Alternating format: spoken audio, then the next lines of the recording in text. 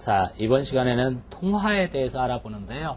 통화라는 게 뭐고, 통화 지표는 어떻게 나타나고, 그리고 통화라고 하는 것도 공급을 하고 또는 통화를 수유를 하고, 이렇게 통화의 수요 공급 요인 이렇게 챙겨보도록 할게요.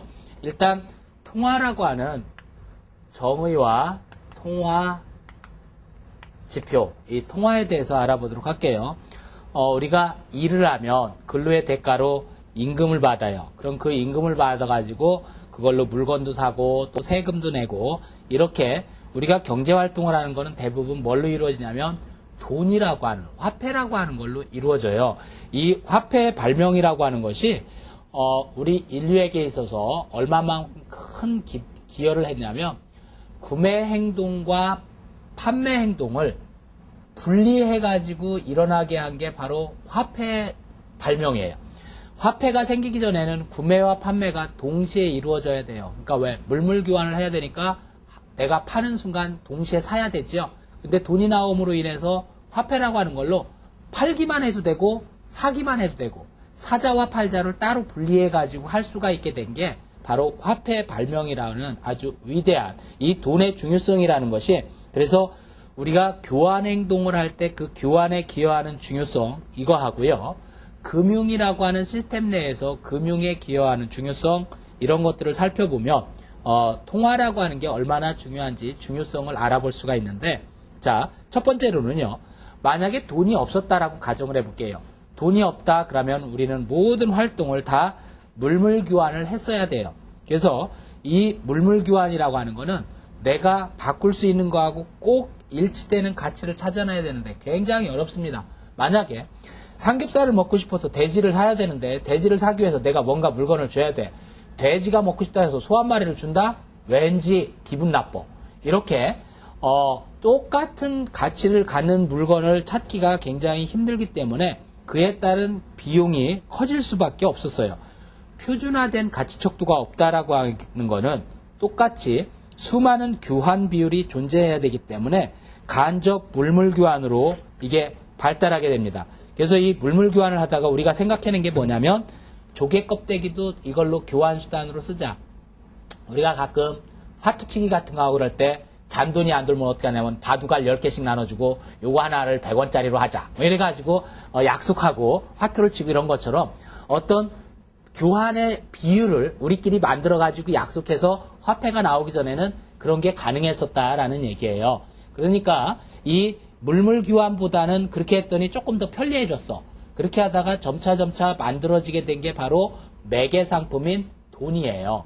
이 돈이라고 하는 게 만들어져서 그만큼 편리하게 됐는데, 돈이 없는 실물 교환 경제에서는 저축이 또 곤란하겠죠. 내가 저축한다라고 하면 어떻게 되냐면 물건을 가지고 창고에다 가득 쌓아놔야 그게 저축인데, 그렇게 해놓으면 물건이 썩어 없어지기도 하고 아주 저장하는데 문제가 생길 수도 있어요. 근데 돈이 나오면서 화폐로 통장에다 딱 넣어놓고 예금해놓고 있으면 썩지도 않고 오히려 이자 받고 좋더라는 얘기예요. 이렇게 화폐라고 하는 것이 나와가지고 경제적으로 이 통화 생산 경제에서는 저축자와 투자자를 연결시켜주는 금융의 중개, 이런 것까지도 가능하게 해서 이 화폐라고 하는 것이 경제 성장에도 기여하게 되더라, 이런 얘기죠.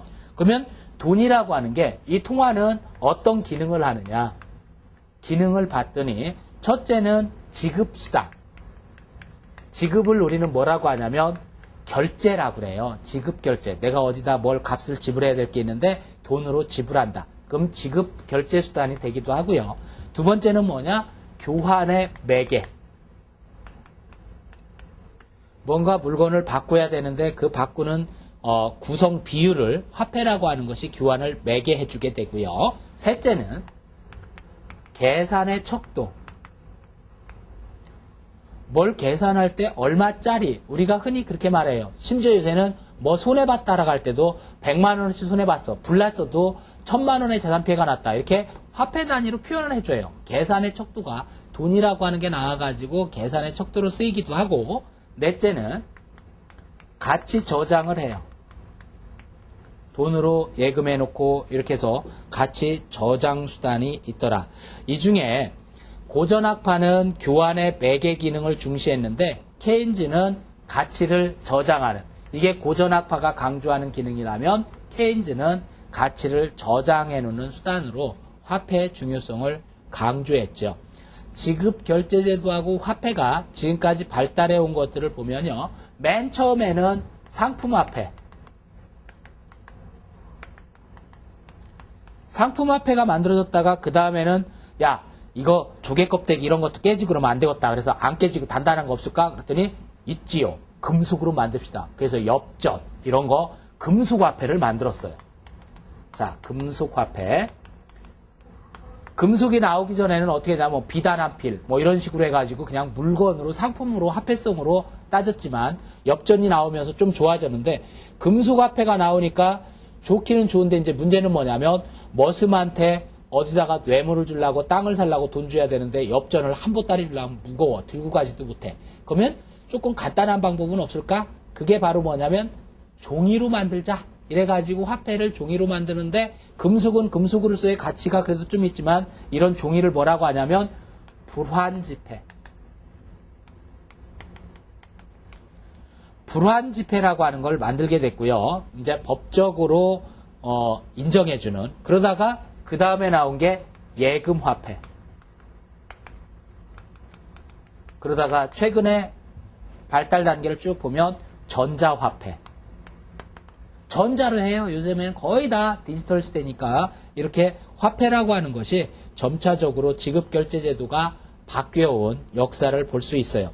금속화폐는 금본위제, 은본위제, 즉 금덩어리로 할 거냐, 은으로 할 거냐. 그래서 금속화폐에서는 표현을 했었고요.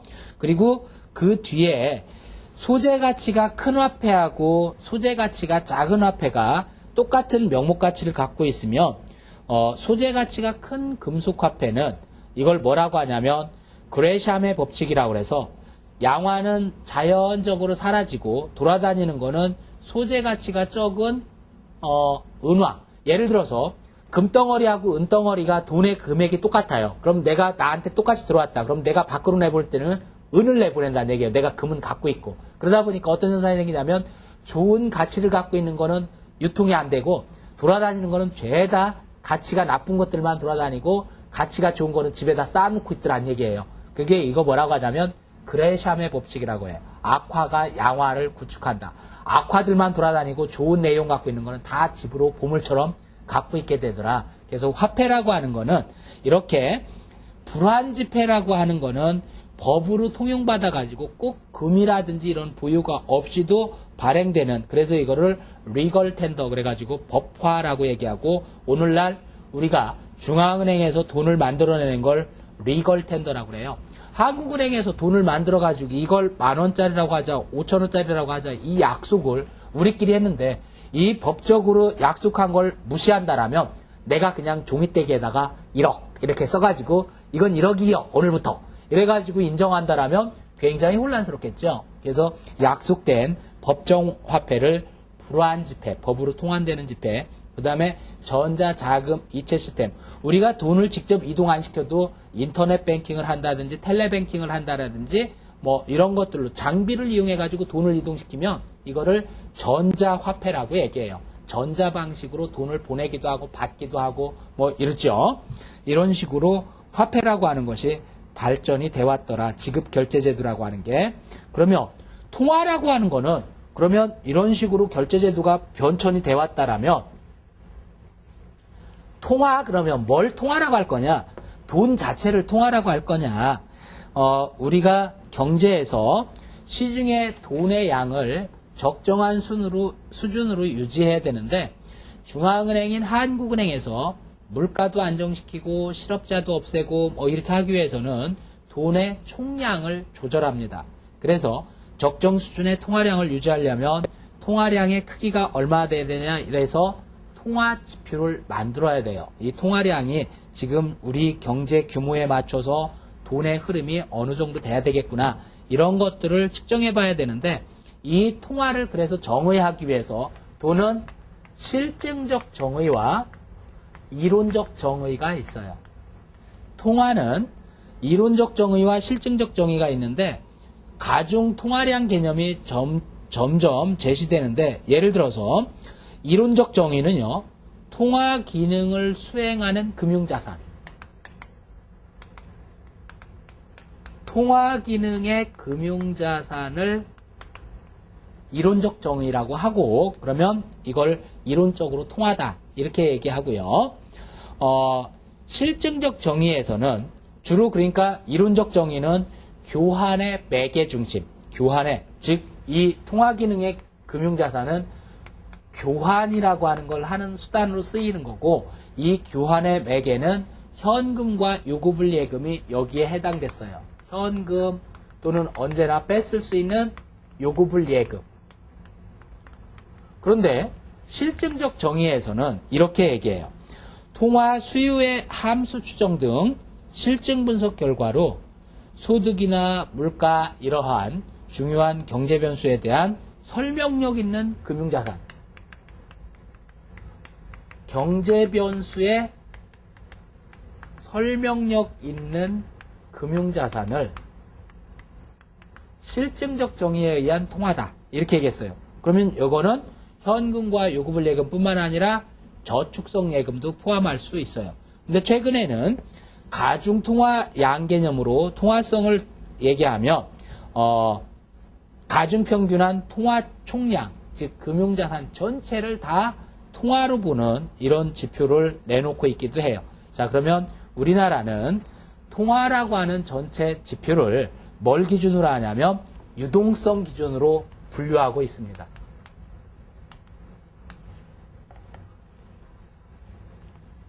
자, 유동성을 기준으로 어떻게 분류하고 있냐면 M1, M2, M3 이렇게 분류해요.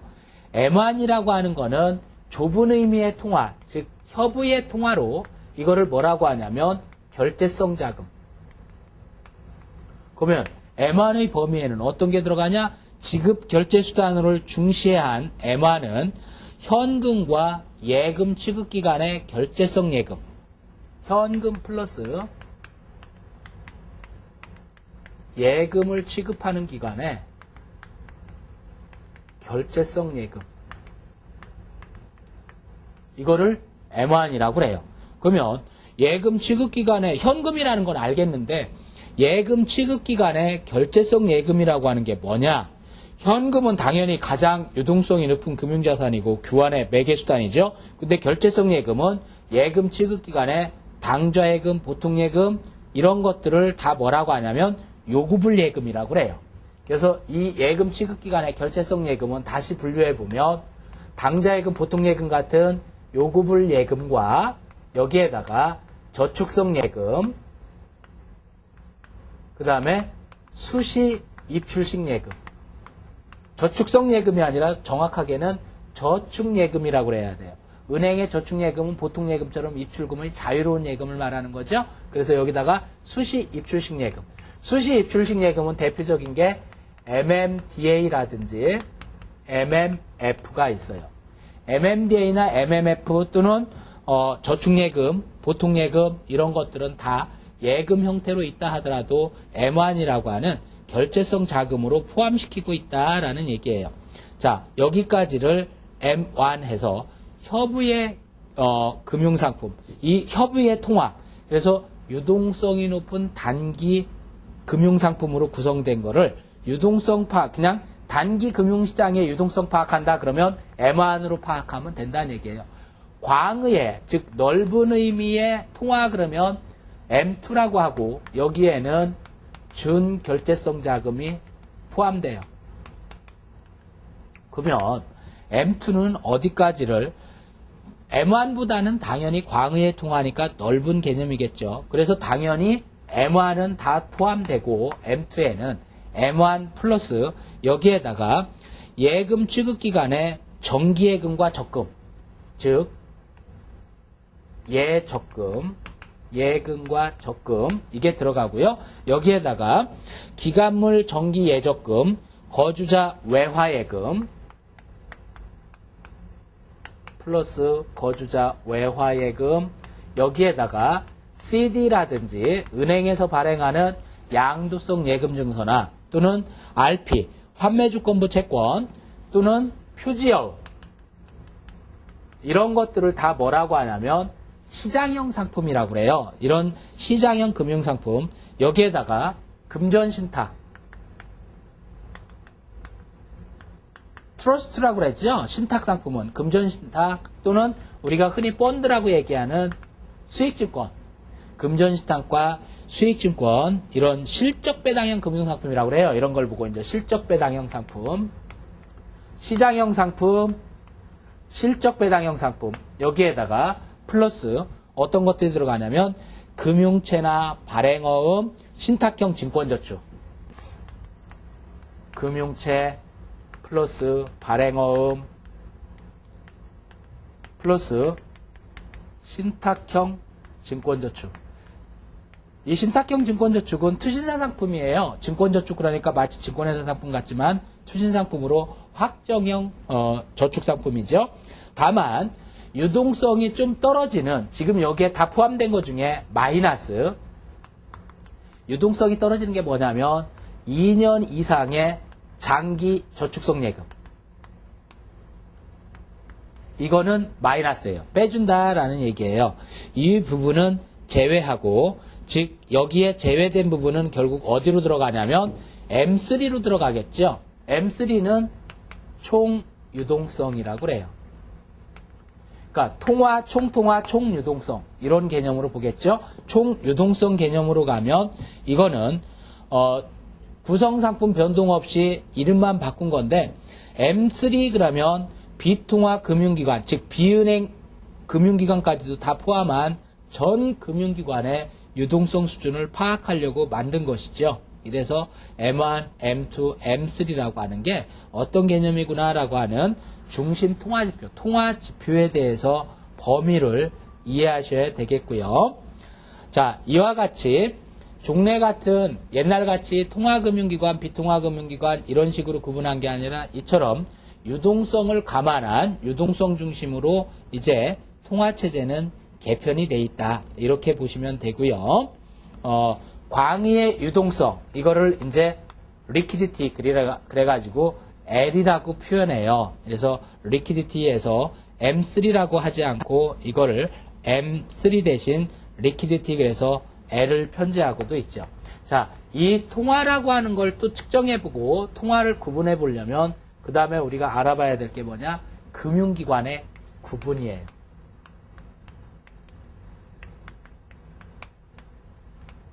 이 금융기관을 앞서서도 옛날에 비통화금융기관, 통화금융기관 이렇게 구분했었다고 그랬는데, 이 통화지표라고 하는 거는 민간이 보유하고 있는 여러 금융자산을 합계한 거라고 그랬는데, 기업이나 개인이 현금 예금을 얼마만큼 어떤 형태로 보유하고 있느냐 이런 것들을 집계하며 통화지표를 산출할 수 있는데, 자료 수집이 굉장히 어렵죠. 그래서 금융기관의 금융지표 그리고 이런 걸 집계해 가지고 통화지표를 만들고 있어요.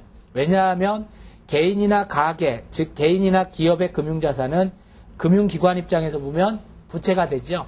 내가 예금한 게 얼마 있다. 그럼 그 예금은 금융기관, 은행 입장에서는 나한테 갚아야 되는 빚이에요. 그러니까 이렇게 해서 맞춰져 가지고 집계를 할 수도 있더라라는 얘기예요. 근데 이 금융기관은 크게 이렇게 구분하죠. 은행. 자, 은행 또는 비은행 예금 취급기관 이럴 수 있는데, 은행을 보면 은행은 크게 세 가지가 있어요. 첫 번째는 중앙은행, 두 번째는 일반은행, 세 번째는 특수은행. 중앙은행은 한국은행이 중앙은행이라고 하고요. 일반은행은 시중은행이나 지방은행, 외국은행, 국내 지점 이런 것들은 다 일반은행이라고 해요. 그러니까 우리가 흔히 말하는 제1은행이다, SC제일은행이다, 또는 신한은행이다, 국민은행이다, 다 시중은행이죠. 근데 지방은행은 영업의 본거지를 지방으로 해서 부산은행이다, 경남은행이다, 제주은행이다, 대구은행이다. 그러면 지방은행이라고 하죠. 홍상뱅크라든지 시티뱅크라든지 뭐 이런 식으로 외국은행인데 국내 지점을 설치하고 있다. 그러면 다 이거는 우리나라의 은행법에 따라야 되기 때문에 일반은행이라고 하고요. 특수은행은 특별법에 의해서 설립된 은행, 즉 일반은행들은 은행법으로 설립이 되고 은행법을 따르는데, 특수은행들은 특별한 어떤 분야의 금융의 지원, 서포트를 위해서 그 은행이 생기기 위해서 그 은행에 관련된 법률이 만들었어. 예를 들어서 한국산업은행법. 한국산업은행법에 의해서 한국산업은행이 만들어졌고요. 기업은행법에 의해서 중소기업은행이라는 게 만들어졌고요. 농협법, 그럼 농협이라는 게 만들어지고요. 즉 특수은행은 산업은행이나 수출입은행, 농협, 수협, 농수협, 축협은 농협의 합병이 됐죠. 수출입은행, 산업은행, 농수협, 기업은행 이런 것들은 다 특수은행이라고 분류를 하고 있어요. 이 특수은행들이 우리가 가끔 매스컴에서 신이 내린 직장 이런 얘기 하죠. 연봉도 굉장히 많이 받고 그리고 잘리지도 않고 오랫동안 직장 생활을 할 수 있는 특수은행법에 의해서 설립된 금융기관 이렇게 분류를 합니다. 그래서 이렇게 은행을 분류하기도 하고 또는 비은행 예금 취급기관 은행이 아니면서 예금을 취급한다.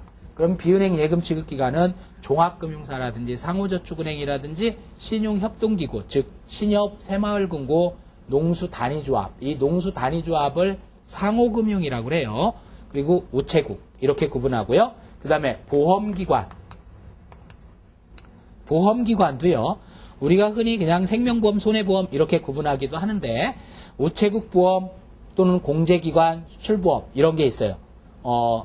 증권 관련 기관 그러면 증권회사를 당연히 머릿속에 떠올릴 텐데 증권회사뿐만 아니라 자산운용회사나 선물회사, 투자자문회사, 증권금융회사 이런 기관을 증권 관련 기관이라고 하고요.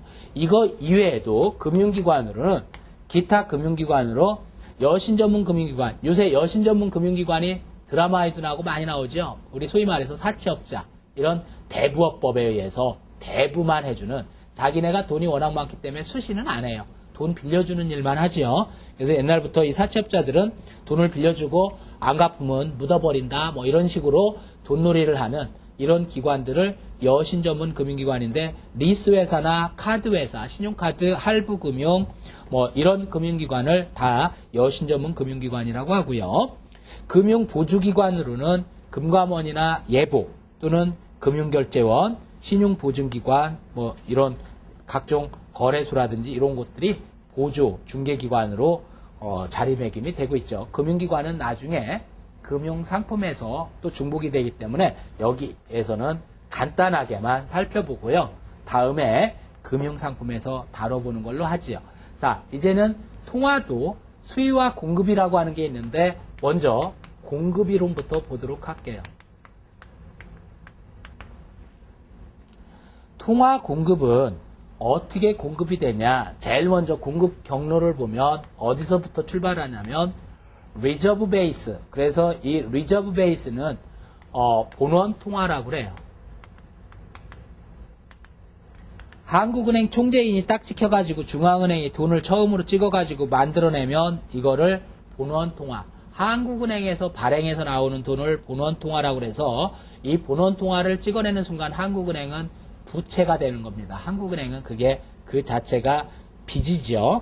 그래서 이 중앙은행에서 본원통화를 발행하면 이 본원통화에는 화폐 발행액하고 금융기관의 지급준비 예치금으로 구성되어 있어요.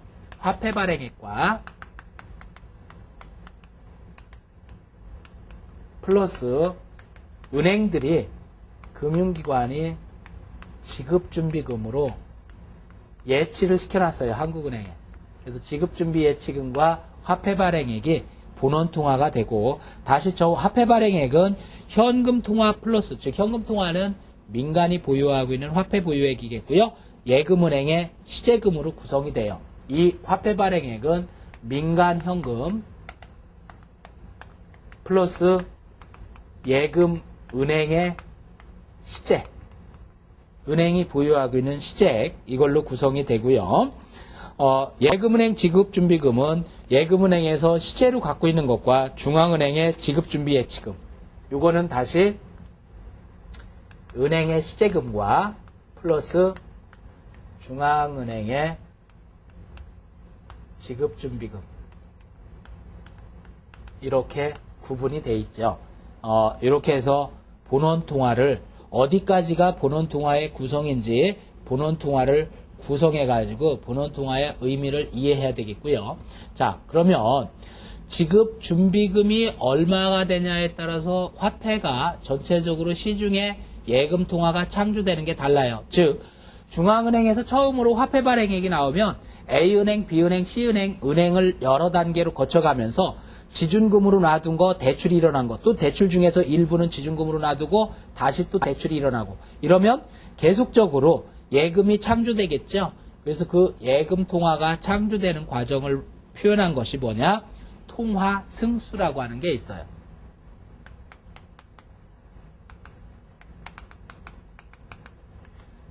통화 승수는 통화 공급 과정이 여러 단계를 거치면서 화폐가 얼만큼 늘어나느냐라고 하는 건데 보통 우리가 M1이라고 하는 통화지표는 민간의 화폐 보유 플러스 요구불 예금이라고 그랬죠. 이렇게 했을 때 이 통화라고 하는 게 지금 만약에 화폐가 하나도 보유가 안 됐다라고 할 때 통화 승수는 이렇게 하죠. 이거는 뭐냐면 당연히 지준율이에요. 지불 준비율이라고 우리가 흔히 그러죠. 그래서 지불 준비율에 의하면 내가 만약에 본원적 예금이 100억 원이었다. 본원 통화가 리저브 베이스가 100억 원이었고 지준율이 10%다.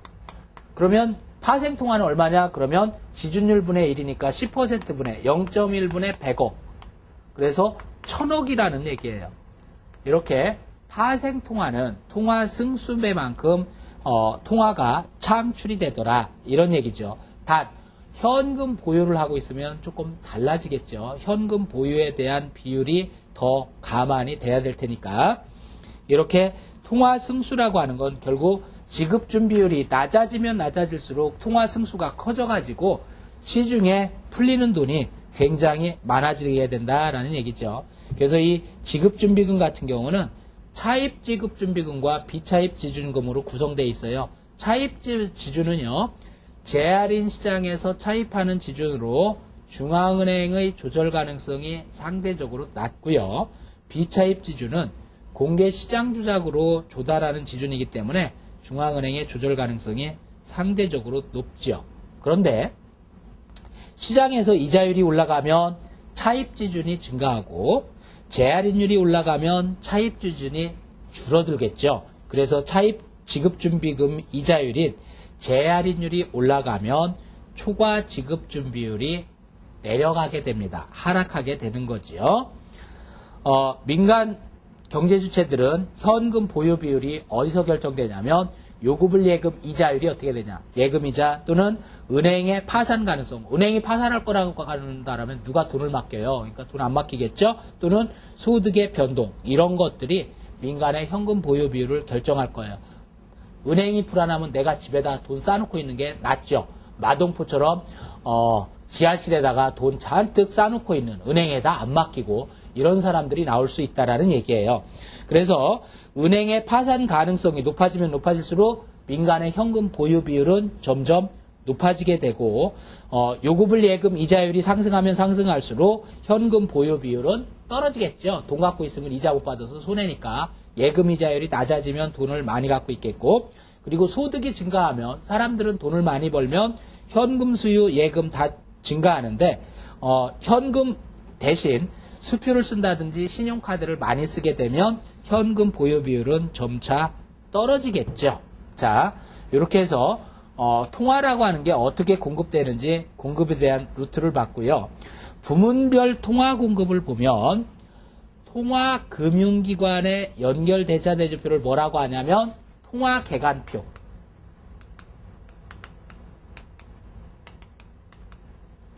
통화개간표는 통화금융기관들끼리의 연결대조표를 말한 거고요.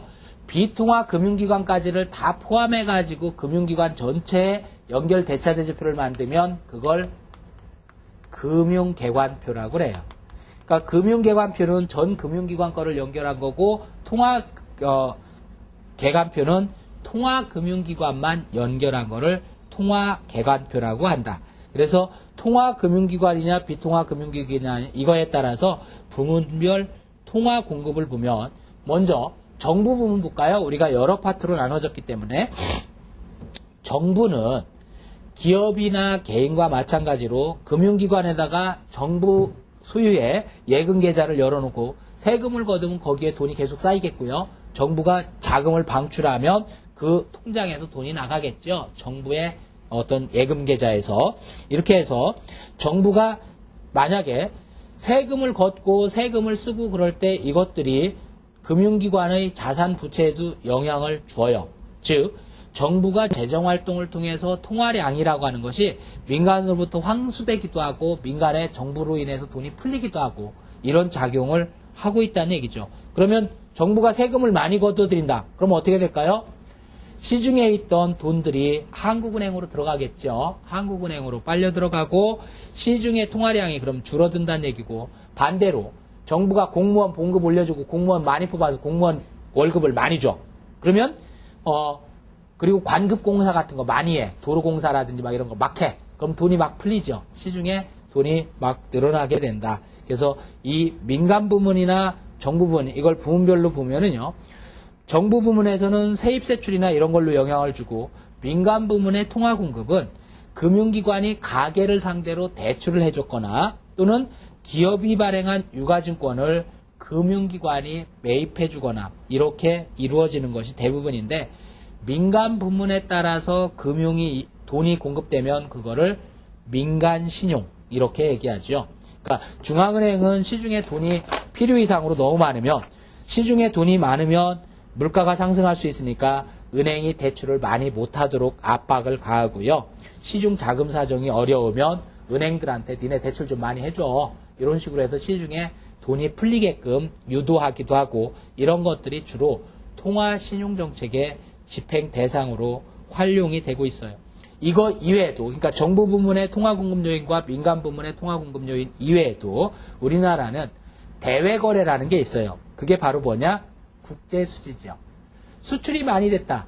그러면 수입보다 수출이 많으면 외국으로부터 결제받는 돈이 우리가 외국에다 줘야 되는 돈보다 많기 때문에 시중에 돈이 많이 풀려나가게 되죠.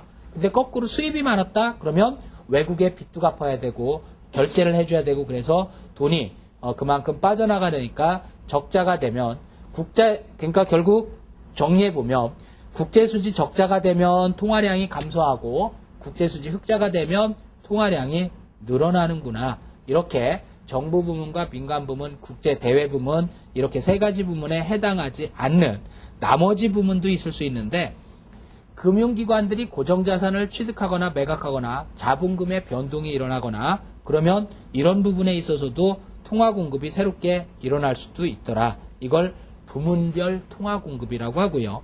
이 통화공급은 내생성과 외생성, 즉 우리나라는 원래 통화공급이 중앙은행이 통화공급을 한다 그러면 외생적으로 주어진 거죠. 밖에서 그냥 이만큼씩 통화량을 줄이고 늘리고 하는 거는 한국은행에서 알아서 한다? 그러면 외생적 통화공급이라고 그래요.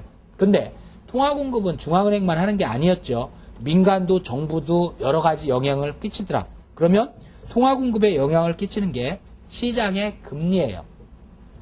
시장 이주율이 올라가면 은행은 초과 지급 준비율이 감소해서 통화 승수가 증가하게 되고요.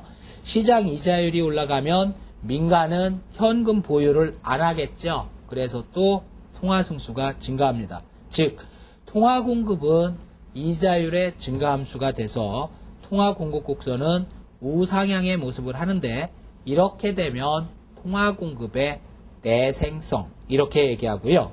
중앙은행에 의한 본원 통화와 필요 지급 준비율 변화로 통화 공급 곡선은 이동하게 된다라는 얘기고 완전히 통화 공급이 내생적이다. 그러면 수평인 그래프로 이 통화량이라고 하는 게 통화 공급 곡선이라고 하는 게 수평이 될 수 있다라는 얘기고요. 그러면 통화 공급량은 수요에 의해서만 결정되고 중앙은행은 금리 수준을 결정하면 되겠죠. 그래서 통화 공급의 내생성이 커지면 커질수록 금리 정책의 중요성이 커지고 통화 공급의 내생성이 불가피하기 때문에 중앙은행은 최종 대부자 기능, 돈 꿔주는 기능을 하게 되더라. 이걸 통화 공급이라고 이야기하고요. 이제 통화를 수요 측면에서 바라보도록 하죠. 세 번째는 통화의 수요.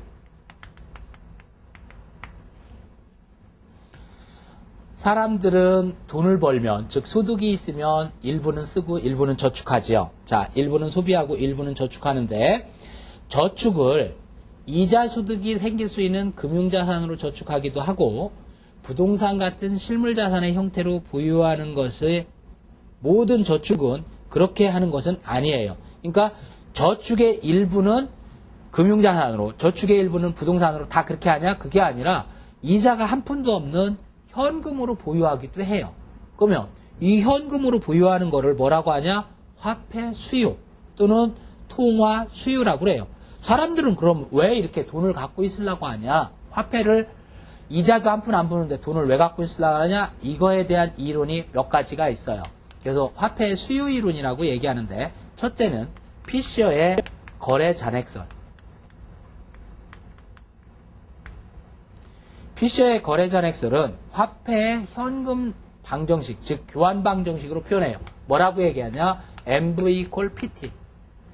MV equal PT에서 M은 머니터리 통화량이고요. V는 velocity, 화폐의 유통 속도고요. P는 price니까 물가겠죠. T는 transaction, 거래량이죠. 이렇게 표현해요. 그래서 화폐라고 하는 것은 대신에 이걸 PT라고 하는 거를 뭘로 표현했냐면, 이거는 곱해버리면 이게 결국 GDP, 즉 이거를 다른 말로 Y라고 할 수가 있어요. 통화량과 화폐 유통 속도를 곱하면 그게 국민소득이더라. 그래서 이 국민소득이라고 하는 것이 나왔다라면 결국 화폐를 수요하는 거는 M을 얘기하는 거거든요. 그래서 M에 대해서 놓고 풀어보면 V분의 1 Y 또는 V분의 1 GDP 이렇게 표현할 수가 있더라라는 얘기죠. 이렇게 표현하면 이거는 피셔의 거래잔액설 이렇게 얘기하고요. 이 같은 고전학파 계열 중에 이 식을 놓고 마샬이라고 하는 사람은 현금 잔액설을 내놨어요. 똑같이 피셔의 이 식을, 화폐에 대한 식을 컨닝했어요. 마샬은 M equal V분의 1 GDP라고 하는 거에서 V분의 1을 지 나름대로 이걸 이렇게 표현했어요. M equal K GDP. 즉, K하고 이 K라고 표현해놓고 V분의 1을 대신해서 K를 뭐라고 그랬냐면 이거를 마샬의 K. 그래가지고 이 마샬의 K는 의미하는 게 뭐냐?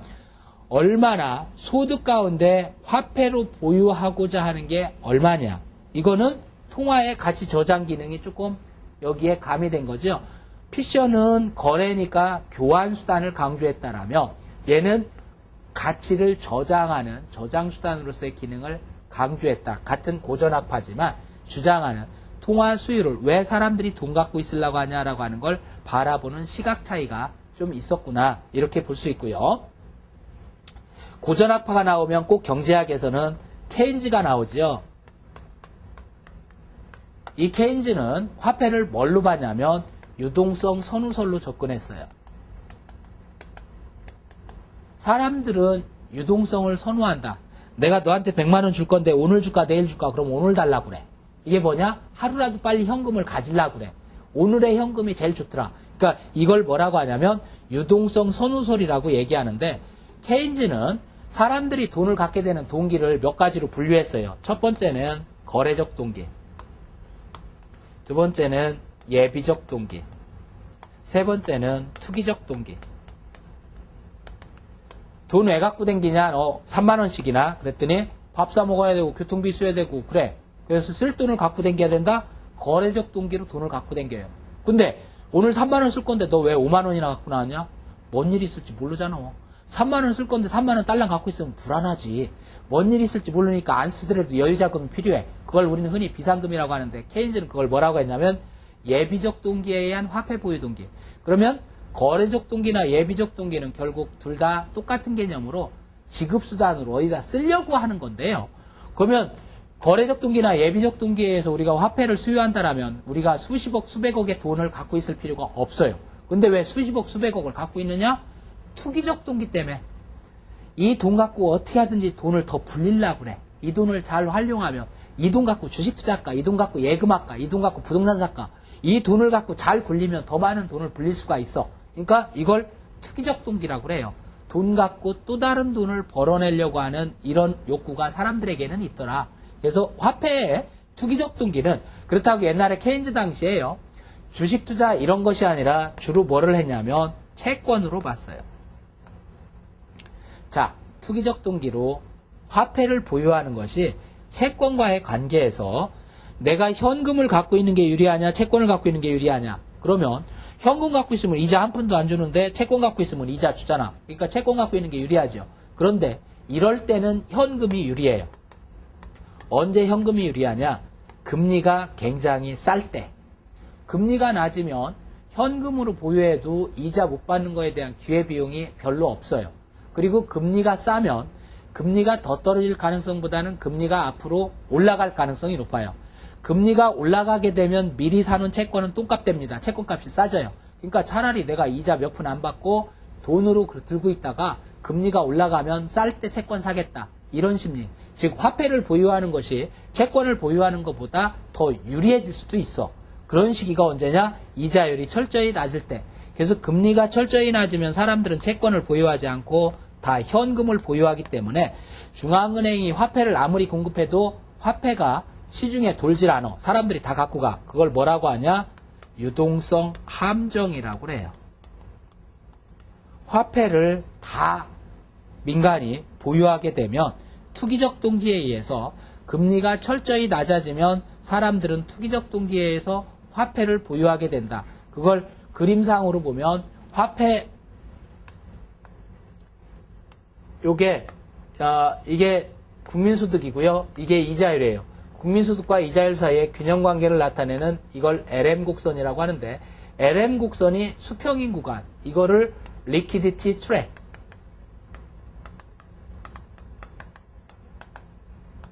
유동성 함정에 빠졌다. 이렇게 얘기해요. 유동성 함정에 빠지면 아무리 통화량을 공급해가지고 금리를 낮추려고 해도 안 돼. 계속 여기에 있으니까.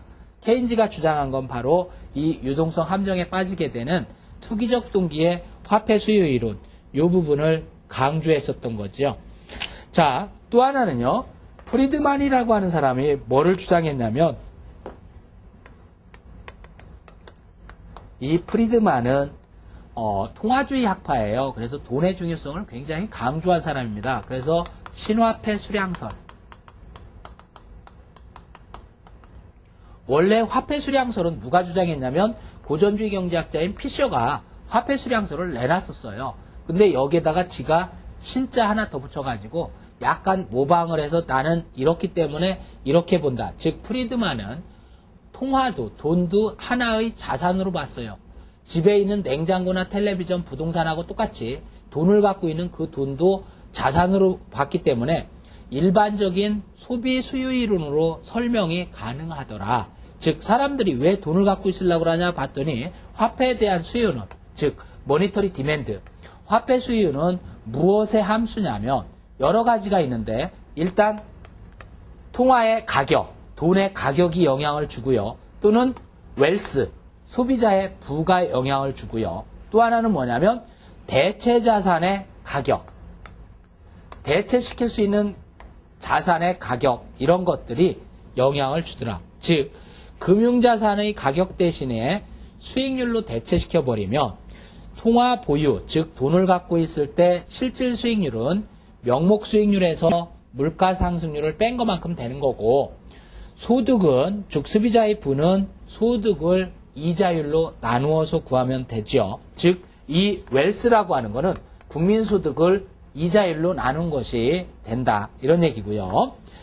그 이외에 금융자산 수익률은 채권 수익률, 주식 수익률, 실물자산 수익률 이런 거 다 고려하고 물적 자본에 대해서는 인적 자본 비율과 기타 선호도 다 포함시켜가지고 실물자산 수익률은 그 대신 기대 인플레이션으로 간주했어요. 이렇게 해가지고 종합적으로 통화 수요 함수를 화폐 수요에 영향을 미치는 것들을 죄다 나열해 가지고 이걸 고전학파의 화폐 수량설을 따로따로 해서 이걸 프리드만의 신화폐 수량설 이렇게 표현하고 있어요. 우리 규제 범위는 넘어서지만 한 가지 더 보면 보몰이라고 하는 사람이 재고 선택이론, 재고 이론적 접근 이것도 있어요. 화폐를 보유하는 게 재고로 봤어요. 우리가 너 돈 얼마 있냐 그랬더니 5만 원. 아, 재고가 5만 원이 있구나. 화폐 재고예요. 그러니까 우리 몸에 지니고 다니는 돈을 재고로 봤어요. 이런 재고는 많다고 해서 좋은 것도 아니고 재고가 없다고 해서 또 좋은 것도 아니에요. 재고는 적정 재고가 있어야 되는데 왜 그러냐면 얼만큼 화폐를 보유하는 게 재고가 있어야 좋으냐면 총 비용이 작을수록 좋아요. 그래서 총 비용의 미니마이제이션. 토탈 비용은 그럼 어떤 비용이냐? 하나는 거래 비용이고 하나는 기회 비용이에요. 거래 비용과 기회 비용을 최소로 하는 그만큼 화폐를 보유하게 되는데 기회 비용은 주로 이자 같은 거예요. 내가 화폐를 많이 갖고 있으면 이자 비용이 손해보는 거죠. 그래서 기회 비용이 높아져요. 근데 돈을 조금 갖고 있으면 자주 돈 찾으러 가야 돼. 그럼 거래 비용이 높아져. 이게 뭐냐면 출금 관련된 비용이에요. 자주 출금하러 가면 시간 많이 들고 ATM기 가서 돈 빼다 보니까 영업시간 끝나고 뺐더니 수수료 800원이나 붙었네. 뭐 이런 식으로 출금할 때마다 수수료가 나가야 돼. 그럼 이걸 거래 비용이라고 그래. 이게 커져. 이게 커지면 이게 작아지고 이게 커지면 또 이게 작아지고 서로 상반된 관계에 있어. 그래서 이 두 가지를 합쳐가지고 가장 작게 만들어주는 이런 정도로 화폐를 보유하는 거를 화폐를 재고론적으로 접근한 이론, 보몰의 재고 이론적 접근 이렇게도 보고 있죠. 물론 이거 이외에 뭐 토빈의 자산 선택 이론 해가지고 케인즈가 말한 채권이냐 현금이냐 이렇게 이분법적으로 뭐 하나만 가져야 되는 흑백 논리를 보는 게 아니라 채권과 현금을 적절한 비율로 동시에 갖고 있는데 금리가 올라갈수록 채권 비중은 점차적으로 올라가고 금리가 떨어질수록 현금 비중이 올라가고 이렇게 한다라는 토빈의 자산 선택 이론도 있어요. 근데 우리 교재 범위는 요 세 가지까지만 알아두시면 돼요. 통화 수요 이론은 피셔의 거래 잔액설과 마샬의 현금 잔액설, 케인즈의 유동성 선호설, 프리드만의 신화폐 수량설 여기에 따른 화폐 수요 이론만 정리해 두시면 되겠습니다.